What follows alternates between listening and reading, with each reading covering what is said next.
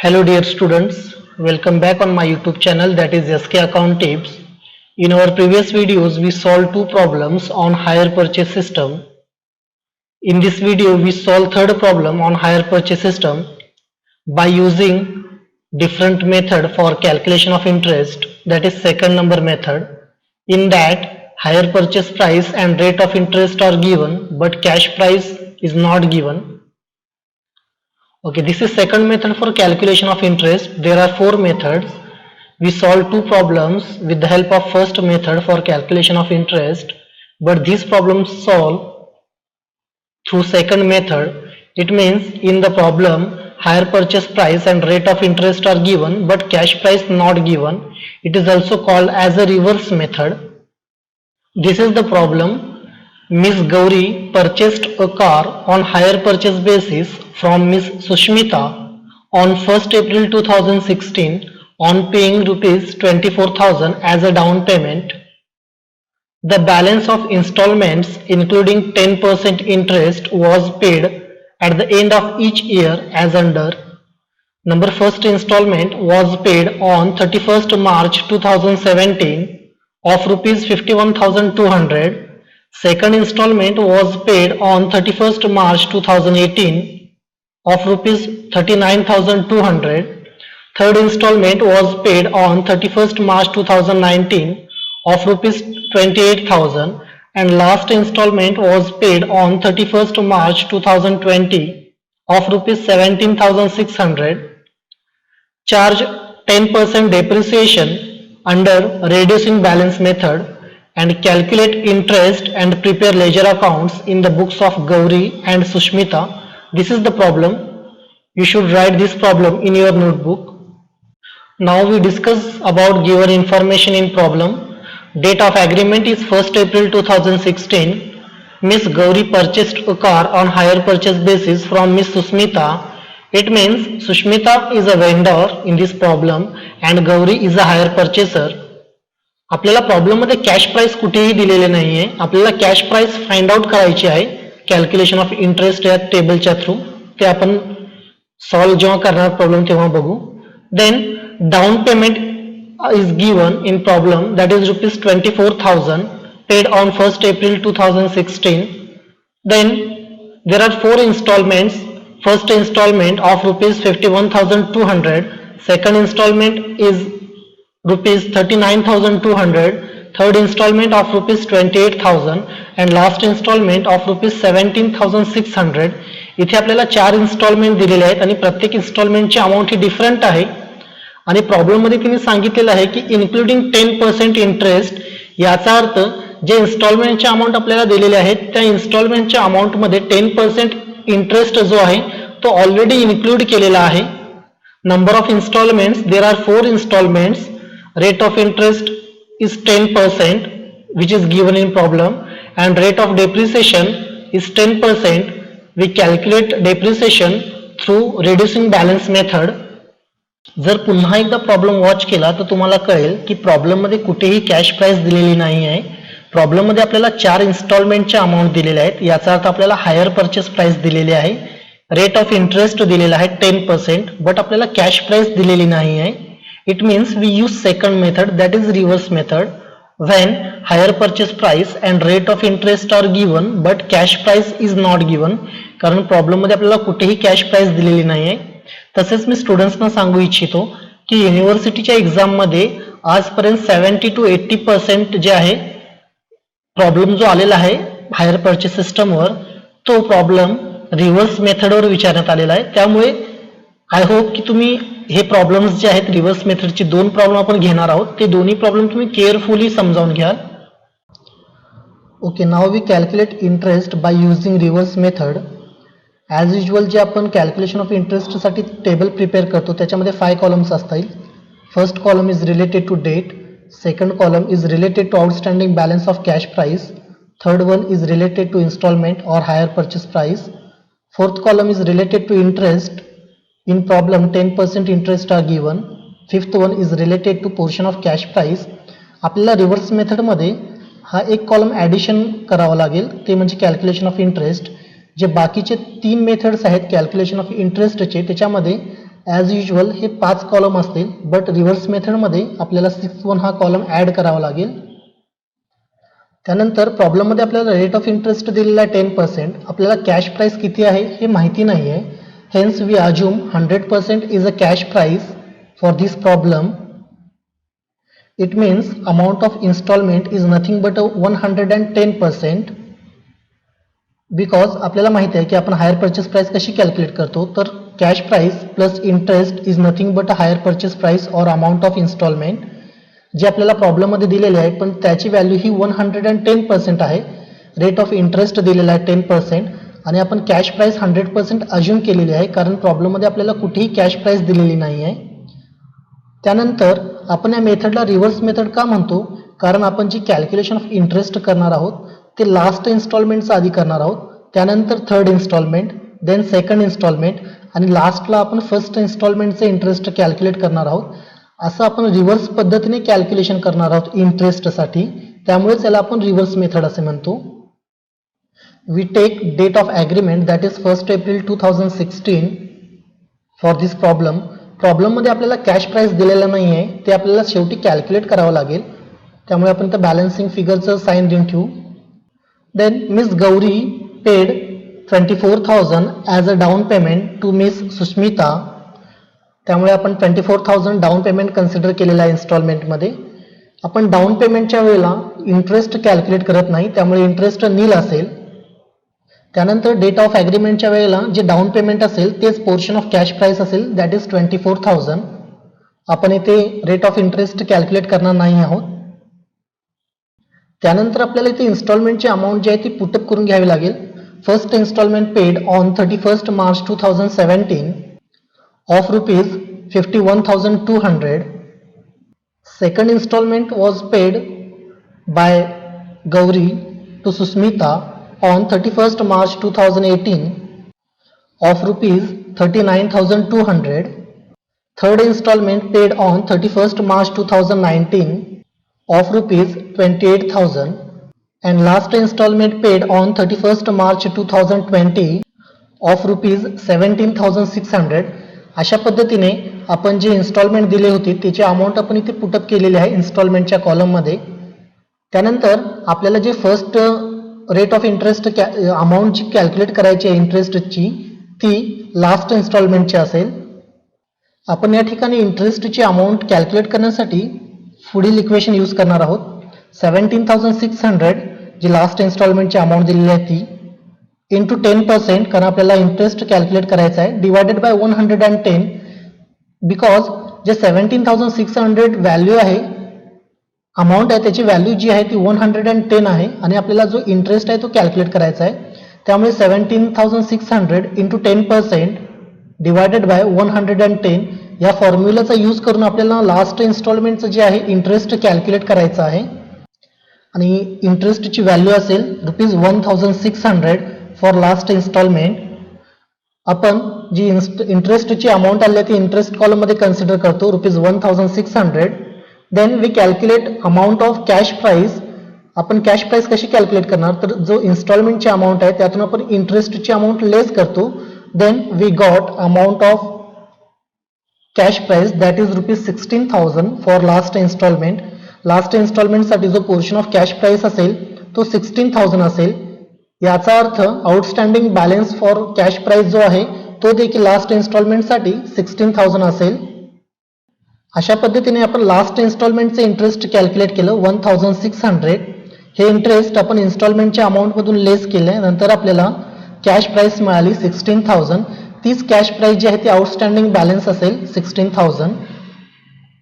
त्यानंतर आपण थर्ड इन्स्टॉलमेंटचं जे आहे इंटरेस्ट कॅल्क्युलेट करणार आहे, पण यासाठी आपण 28,000 अमाऊंट घेणार नाही. आपण केअरफुली इथे लक्ष द्या. आपण लास्ट इन्स्टॉलमेंटचं इंटरेस्ट कॅल्क्युलेट करताना काय केलं, तर लास्ट इन्स्टॉलमेंटची जी अमाऊंट होती 17,600 ती आपण कन्सिडर केली. बट थर्ड इन्स्टॉलमेंटसाठी आपण 28,000 ही अमाऊंट कन्सिडर न करता आपण त्यासाठी 44,000 अमाऊंट यूज करणार आहोत. 44,000 इंटू 10% डिवायडेड बाय 110%. आता तुम्हाला जो क्वेश्चन क्रिएट झाला असेल की 44,000 कुठून आले, तर 44,000 ही ॲडिशन आहे इन्स्टॉलमेंट अँड कॅश प्राइस. म्हणजेच लास्ट इन्स्टॉलमेंटची जी कॅश प्राइस आहे ती आणि थर्ड इन्स्टॉलमेंटची हायर परचेसची अमाऊंट या दोन्हीची ॲडिशन आपण इथं कन्सिडर करणार आहोत. या दोन्हीची ॲडिशन असेल 44,000 इंटू 10% डिवायडेड बाय 110. आपण या इक्वेशनचा यूज करून इंटरेस्ट कॅल्क्युलेट करणार आहोत थर्ड इन्स्टॉलमेंटसाठी.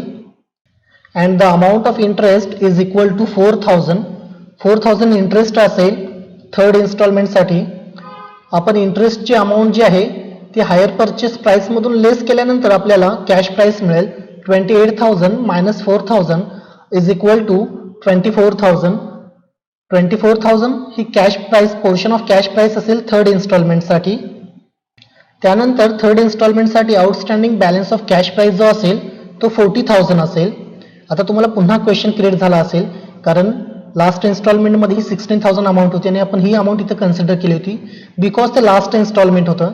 हे थर्ड इन्स्टॉलमेंट आहे आणि आपण रिव्हर्स मेथड यूज करत आहोत.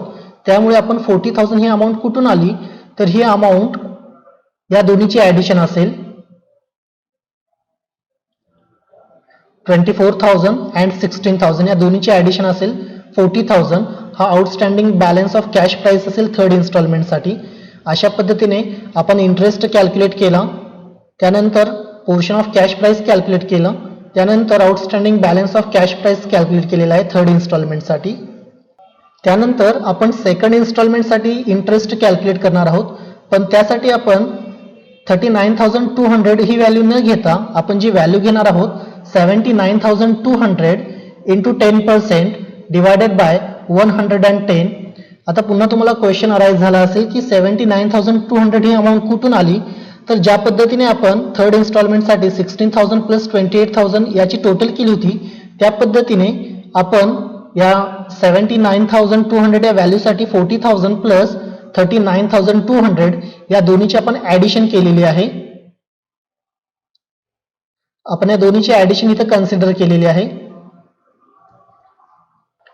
40,000 plus 39,200 is equal to 79,200 into 10 divided by 110 and amount of interest for second installment is nothing but rupees 7,200. 7,200 हे इंटरेस्ट आलेला आहे सेकंड इन्स्टॉलमेंटसाठी 7,200. आपण ही अमाऊंट इन्स्टॉलमेंटमधून लेस करतो. 39,200 इन्स्टॉलमेंटची अमाऊंट आहे minus 7,200. It means rupees 32,000 is a portion of cash price for second installment. त्यानंतर second इन्स्टॉलमेंटसाठी outstanding balance of cash price असेल 72,000. आता पुन्हा तुम्हाला क्वेश्चन अराईज झाला असेल की 72,000 कशी काय बॅलन्स टोटल आलेली आहे. तर आता आपण या तीन कॉलमची टोटल घेतो. 32,000 plus 24,000 plus 16,000 is equal to 72,000. अशा पद्धतीने आपण outstanding balance of cash price calculate करणार आहोत सेकंड इन्स्टॉलमेंटसाठी. आय होप की तुम्हाला हे कळालं असेल. किंवा तुम्ही असं देखील करू शकताय 32,000 प्लस 40,000 या दोन्हीची ॲडिशन 72,000 आलेली आहे. त्यानंतर आपण फर्स्ट इन्स्टॉलमेंटसाठी अमाऊंट ऑफ इंटरेस्ट कॅल्क्युलेट करणार आहोत. त्याचं इक्वेशन असेल 1,23,200 इंटू 10 डिवायडेड बाय 110. पुन्हा क्वेश्चन अराईज झाला असेल की 1,23,200 ही अमाऊंट कुठून आली. तर ही अमाऊंट जी आहे 51,200 प्लस 72,000 या दोन्हीची ॲडिशन आहे. या दोन्हीची ॲडिशन आपण इथं कन्सिडर करत आहोत. 1,23,200 into 10 divided by 110 and amount of interest for first installment is rupees 11,200. We write here in the column of interest. त्यानंतर आपल्याला जो कॅश प्राइस कॅल्क्युलेट करायचा आहे तो 51,200 minus 11,200 is equal to rupees 40,000 is a portion of cash price for first installment. त्यानंतर आपल्याला जी ही amount outstanding balance of cash price हवी आहे फर्स्ट इन्स्टॉलमेंटसाठी. आता हा बॅलन्स आपण कुठून कॅल्क्युलेट करणार. एक तर आपण अशा पद्धतीने करू शकतो की 72,000 प्लस 40,000 आपण ही इक्वेशन यूज करू शकतो. 1,12,000 टोटल असेल. किंवा आपल्याला ह्या 4 रोजची आपल्याला टोटल करावी लागेल. 40,000 plus 32,000 plus 24,000 plus 16,000 is equal to rupees 1,12,000. 1,12,000 outstanding balance of cash price असेल फर्स्ट इन्स्टॉलमेंटसाठी. त्यानंतर आपल्याला इनिशियल जो बॅलन्स होता स्टार्टिंगचा म्हणजे एक्झॅक्टली जो कारचा बॅलन्स आहे तो कॅल्क्युलेट करायचा आहे. तो बॅलन्स आपण कशा पद्धतीने कॅल्क्युलेट करणार तर 1,12,000 प्लस 24,000 एक तर आपण अशा पद्धतीने करू शकतो किंवा या पूर्ण कॉलमची जी आहे आपण टोटल करू शकतो. 24,000 plus 40,000 plus 32,000 plus 24,000 plus 16,000 is equal to rupees 1,36,000 ही टोटल असेल कारची व्हॅल्यू 1,36,000. अशा पद्धतीने आपण हा प्रॉब्लेम सॉल्व्ह करणार आहोत. जर कन्फ्युजन होत असेल तर तुम्ही कमेंट बॉक्समध्ये कमेंट करू शकता. आपण आणखी एकदा रिव्हिजन घेऊ शकतो या प्रॉब्लेमचा किंवा आपण अशा पद्धतीचे आणखी प्रॉब्लेम बघणार आहोत. ओके, आता ज्या पद्धतीने तिने सांगितलं होतं किंवा आपण याच्या आधीचे दोन प्रॉब्लेम मध्ये इंटरेस्ट कॅल्क्युलेट केला होता 10%, तो आपण आउटस्टँडिंग बॅलन्सवर करत होतो. ओके, तर आता जर तुम्ही कॅल्क्युलेट करून बघितला तर 1,12,000 च्या 10% इंटरेस्ट आहे 11,200, 72,000 च्या 10% इंटरेस्ट आहे 7,200, 40,000 च्या 10% इंटरेस्ट आहे 4,000, देन 16,000 च्या 10% इंटरेस्ट आहे 1,600. याचा अर्थ आपण जो प्रॉब्लेम सॉल्व्ह केलेला आहे तो बरोबर आहे. अशा पद्धतीने आपल्याला रिव्हर्स मेथड यूज करून कॅल्क्युलेशन ऑफ इंटरेस्ट करायचं आहे. आय होप की तुम्हाला हे कळालं असेल. मी पुन्हा एकदा सांगतो, आपण याला रिव्हर्स मेथड का म्हणतो कारण आपण लास्ट इन्स्टॉलमेंट आधी कन्सिडर करतो कॅल्क्युलेशन ऑफ इंटरेस्ट करण्यासाठी. आपण 17,600 अमाऊंट कन्सिडर केली इंटू 10% कारण आपल्याला इंटरेस्ट कॅल्क्युलेट करायचा आहे divided by 110 is equal to rupees 1,600 आपल्याला इंटरेस्ट मिळाला. तो इंटरेस्ट आपण इंटरेस्टच्या कॉलम मध्ये घेतला. देन हायर परचेस प्राइस मधून आपण अमाऊंट ऑफ इंटरेस्ट लेस केल्यानंतर आपल्याला पोर्शन ऑफ कॅश प्राइस मिळालं रुपीज 16,000. तीच अमाऊंट आपण outstanding balance of cash price मध्ये कन्सिडर केली. त्यानंतर सेकंड इन्स्टॉलमेंटचं आपल्याला इंटरेस्ट कॅल्क्युलेट करायचं होतं. त्यासाठी आपण 28,000 अमाऊंट न घेता 28,000 प्लस 16,000 या दोन्हीची ऍडिशन कन्सिडर केली 24,000 इंटू 10 डिवायडेड बाय 110 आणि या इक्वेशन पासून आपल्याला अमाऊंट ऑफ इंटरेस्ट मिळालं 4,000. ते आपण इंटरेस्टच्या कॉलम मध्ये पुटअप केलं.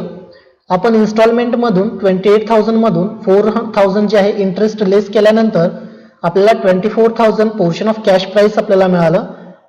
त्यानंतर आपण जो आउटस्टँडिंग बॅलन्स लिहितो तो आउटस्टँडिंग बॅलन्स म्हणजे 24,000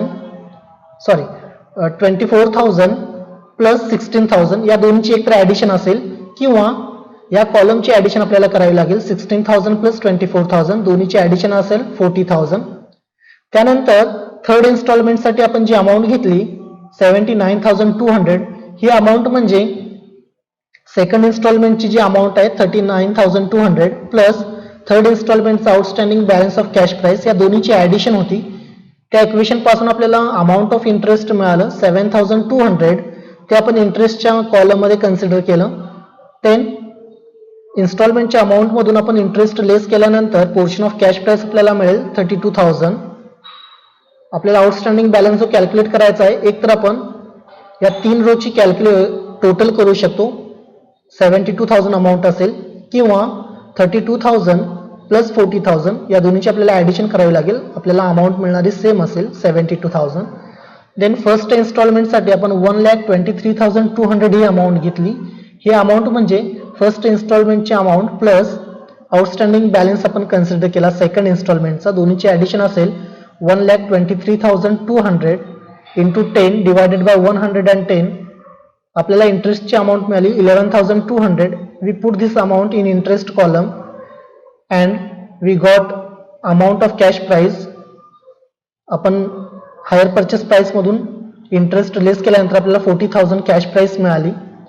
त्यानंतर आपण 40,000 प्लस 72,000 या दोन्हीची ऍडिशन करून आपल्याला जी व्हॅल्यू मिळाली 1,12,000 किंवा आपल्याला या चार रोची टोटल करावी लागेल 40,000 plus 32,000 plus 24,000 plus 16,000 is equal to 1,12,000 आणि आपल्याला शेवटी जी कारची व्हॅल्यू हवी होती ती आपल्याला इथे मिळाली 1,12,000 प्लस 24,000 या दोन्हीची ऍडिशन केल्यानंतर आपल्याला अमाऊंट मिळेल 1,36,000 किंवा आपल्याला पूर्ण या कॉलमची टोटल करावी लागेल तेव्हा देखील आपल्याला जी टोटल मिळणार ती सेम असेल 1,36,000. अशा पद्धतीने आपण रिव्हर्स मेथडने हा प्रॉब्लेम सॉल्व्ह करू शकतो. आय होप की तुम्हाला कॅल्क्युलेशन ऑफ इंटरेस्ट कळालं असेल. आपल्याला प्रॉब्लेममध्ये एक कॅल्क्युलेशन ऑफ इंटरेस्ट विचारलं होतं लास्ट लाईनमध्ये. And prepare ledger accounts in the books of miss Gauri and miss Sushmita. आपण या आधीच्या ज्या 2 प्रॉब्लेममध्ये लेजर अकाउंट्स प्रिपेअर केलेले आहेत त्या पद्धतीनेच असतील, फक्त अमाऊंट जे आहेत इंटरेस्टच्या त्या वेगळ्या असतील. तर आय होप की तुम्ही लेजर अकाउंट्स प्रिपेअर कराल अशी अपेक्षा करतो. Thank you. I am very much thankful for watching this video. If any query, please contact me. My mobile number is 9923366838. My email address is salmanak313@gmail.com. Please subscribe my YouTube channel, like, share this video with your friends and comment on it. Thank you.